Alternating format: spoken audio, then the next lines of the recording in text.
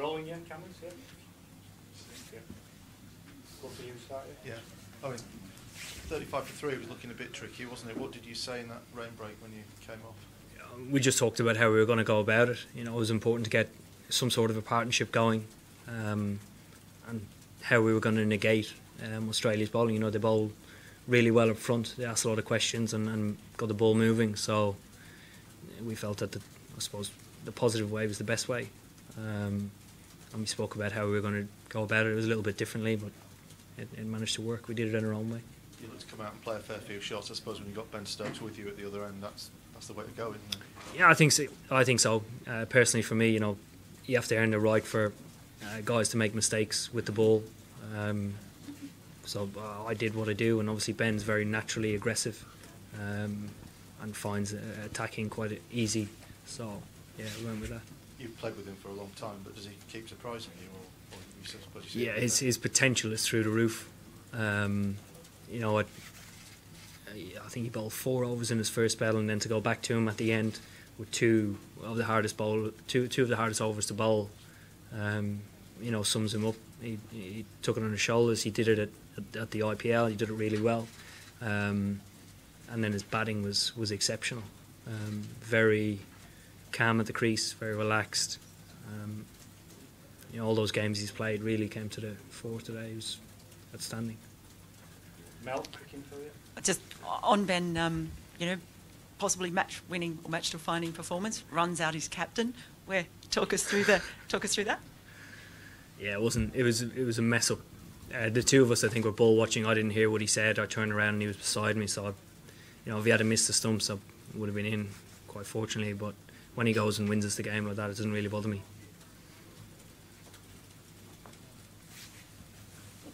Ali? I've got a couple if that's all right. Well, just still on Ben, but I mean, how lucky do you feel as a captain to have a player like that? You know, I mean, every team would want him in their side, wouldn't they? I think so. I think the IPL auction proved that. You know, he's always looking to influence the game, bat ball or even in the field. You know, even in the field today at mid-on, he saved a lot of runs where guys nearly nick him in order to gain momentum. But even we went through a period today, about 5 overs, where he was unbelievable. He always wants to be in the game. I think that attitude within itself. You know, a lot of guys with potential like that, when things aren't going your way, you know, back into a corner. But that's not Ben. And just the campaign so far, I mean, through to the semis, 3 wins. Do you have the belief now that you can go on and lift the trophy? I certainly think game on game we've grown in confidence. Certainly with our bowling unit is looking on form. The last 2 games we've proved that we can peg sides back regardless, you know, where they're at going into the last 15 overs of the game, which are normally probably 2 years ago a bit of a car crash for us. So that's a huge improvement, and our batting just seems to strive. Yeah. Ivo, then Ian.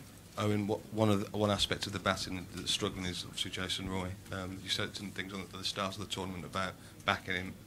Are those sentiments, do they remain, or would you have to? Yeah, it's unfortunate that Jason didn't get runs today. We're obviously 3 games into a tournament, and we'll take a couple of days to have a look at what our best team is for the semi-final, like we always do.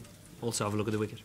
So you are prepared to sort of revisit that for a one-off? We revisit it every game. Every game, everybody's position, whether it can be changed around, can we do anything better? And that's where we come up with the mad ideas. Ian? And then George?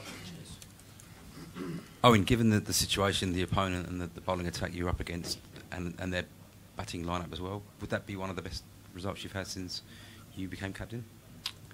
I thought the New Zealand one was right up there. The New Zealand game was a bit dead and buried. The South African game at Southampton was definitely dead and buried.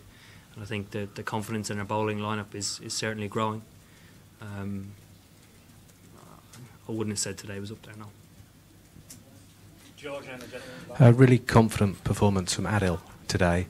You left him out the first game, didn't you? Which was, how did you do that and keep his confidence so high? He's quite a relaxed character, Adil. Him and Moen have been very open to the fact that we got to go in with different balanced sides each time. You know, Moen was left out of the Ireland games and then came back in at Leeds and pretty much won us the game with the bat and ball really well.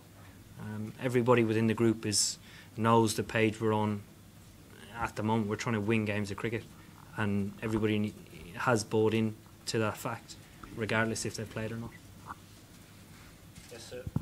Thank you. I'd just like to ask you, do you think if England can go on and win this tournament, do you think it can be the catalyst for a period of domination over the next few years, looking at what you have at your disposal? I think you're getting way ahead of yourself. A start would be winning the semi-final. I said before that beating a side like Australia in a game where we've nothing to gain is a big step forward for us, because we beat one of the better sides around the world, and if we're being serious about competing in future tournaments, we need to win games of cricket like this.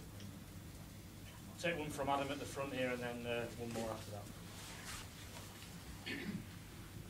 Oh, and I'll double barrel it, something with the last question here. So when you made the incision and got on top of Australia, did you feel like they fell away pretty quickly? They were a bit fragile. And secondly, how much of an influence was the crowd out in the Holly Stand as just things took off and kicked off in that session as well? Is she talking about the last 15 overs? Yeah, so after the rain delay, how important was the crowd at the same time? Did you feel Australia were a bit fragile? No, probably not. No, they're a very threatening side. I thought the way in which we played forced a few errors here and there.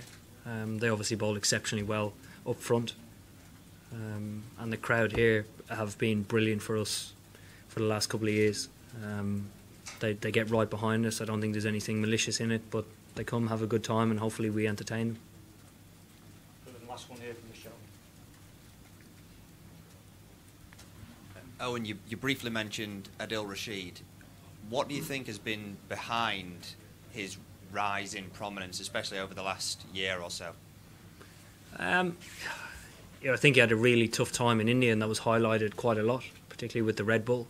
Certainly with the white ball, we understand where he's at and where we want him to be at, and managing that around difficult periods is important, because he needs to be in a headspace where he can learn from situations like that. A lot of people go to India as a spinner or a young spinner and don't come back from it. But from where he was there to where he is now, I think is a completely different bowler, because he has learned from playing against some of the best on some of the flattest wickets in the world. So when he comes up against a good opposition and there is a bit on offer, he can take advantage of that. He doesn't beat himself up too much. He's always looking to learn, always looking to get better, and today he was outstanding. Do you think you can still play red ball cricket for England? Absolutely. There's no reason why I can't. Okay, brilliant. Thank you. Thanks.